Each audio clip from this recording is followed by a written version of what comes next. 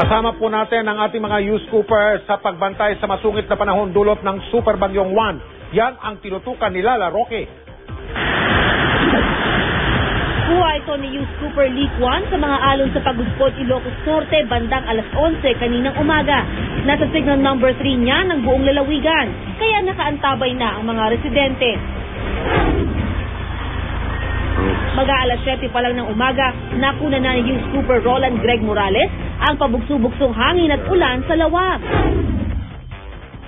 Sa Apari, Cagayan, kahapon pa lang, iniangat na ng mga mangingisda ang kanilang mga bangka.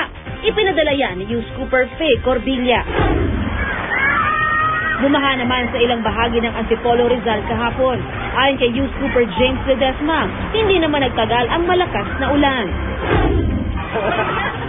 Ikinagulat naman ng mga taga San Martin de Porres sa Parañaque ang ahas na biglang lumabas sa baha nitong Sabado.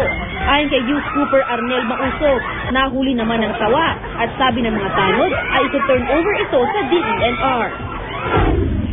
Pwede rin kayong magpadala ng mga video at litrato ng mahalagang balita. Mag-log on lang sa www.newscoop.tv.